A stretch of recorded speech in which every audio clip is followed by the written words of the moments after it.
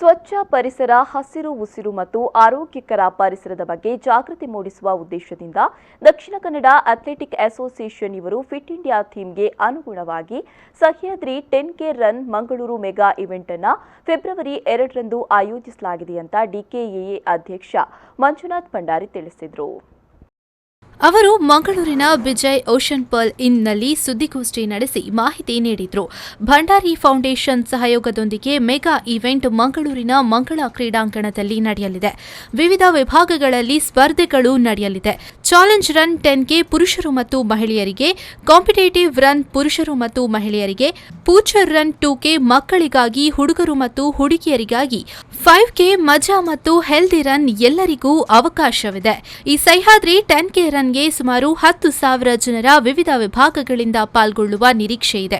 ಈ ಓಟದಲ್ಲಿ ಎಲ್ಲ ವಯಸ್ಸಿನ ಪುರುಷರು, ಮಹಿಳೆಯರು ಮತ್ತು ವಿದ್ಯಾರ್ಥಿಗಳು ಭಾಗವಹಿಸಬಹುದು. ಈ ಓಟದ ಮೂಲಕ ನಾವು ಸಮಾನ ಮನಸ್ಕ ಜನರನ್ನು ಒಟ್ಟುಗೂಡಿ ನಮ್ಮ ಮಂಗಳೂರಿನ ಪರಿಸರ ಸ್ವಚ್ಛಗೊಳಿಸುವಲ್ಲಿ ಮತ್ತು ಮುಂದಿನ ಯುವ ಪೀಳಿಗೆಗೆ ತಮ್ಮ ಪಾತ್ರವನ್ನು ನಿರ್ವಹಿಸಲು ಅವರನ್ನು ಪ್ರೋತ್ಸಾಹಿಸಲು ಮತ್ತು ಪ್ರೇರೇಪಿಸಬಹುದು.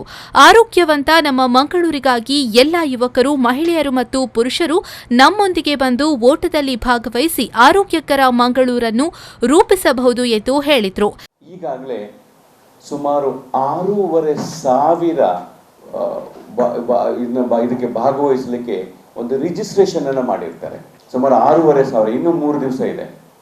ಬಹುಶಃ ನಾವು ಸುಮಾರು 10,000 ಕ್ರೀಡಾಪಟುಗಳು ಅಂತ ಹೇಳಿದ್ರೆ, ಒಂದು ಇದರಲ್ಲಿ ನಿಮಗೆ ಗೊತ್ತಿದ್ದಾಗೆ 3 ವರ್ಗಗಳನ್ನು ನಾವು ಮಾಡಿದ್ದೀವಿ. ಒಂದು 10K, ಇನ್ನೊಂದು 5K ಮತ್ತು ಒಂದು 2K. ಇದು ಕಾಂಪಿಟೇಟಿವ್ ರೇಸ್. ಆದರೆ ಇನ್ನೊಂದು 5K ಒಂದು ಮಜಾ ರನ್ನಿಗೆ ಅಂತ ಹೇಳಿದ್ರೆ ಹೆಲ್ತಿಗೆ ಸಂಬಂಧಪಟ್ಟ ಹಾಗೆ, ಆರೋಗ್ಯಕ್ಕೆ ಸಂಬಂಧಪಟ್ಟ ಹಾಗೆ, ಸ್ವಚ್ಛತೆಗೆ ಸಂಬಂಧಪಟ್ಟ ಹಾಗೆ ಒಂದು ಸಂದೇಶವನ್ನು ಮಂಗಳೂರಿನ ನಗರದ ಜನರಿಗೆ ಕೊಡಬೇಕು ಅಂತ ಹೇಳಿಬಿಟ್ಟು ಈ ಒಂದು ಓಟದ ಒಂದು ಕಾರ್ಯಕ್ರಮವನ್ನು ನಾವು ಮಾಡಿದ್ವಿ. ಇದಕ್ಕೆ ಸುಮಾರು ಒಂದು 5,000 ಜನರು ಅಂತ ಹೇಳಿದ್ರೆ ಅವರು ಬೇರೆ ಬೇರೆ ಆರ್ಗನೈಸೇಷನಿಂದ, ಸೋಷಿಯಲ್ ಆರ್ಗನೈಸೇಷನಿಂದ, ಅದು JC ಇರ್ಬೋದು, ಲಯನ್ಸ್ ಕ್ಲಬ್ ಇರ್ಬೋದು, ಆಮೇಲೆ ಇತರ ಮತ್ತೆ ರೋಟರಿ ಅವರು ಇರ್ಬೋದು, ಬೇರೆ ಬೇರೆ ಅಸೋಸಿಯೇಷನ್ ಅವರು, ಮೆಡಿಕಲ್ ಅಸೋಸಿಯೇಷನ್, ಇವರೆಲ್ಲ ಒಂದು ನೋಂದಣಿಯನ್ನು ಮಾಡಿರ್ತಾರೆ.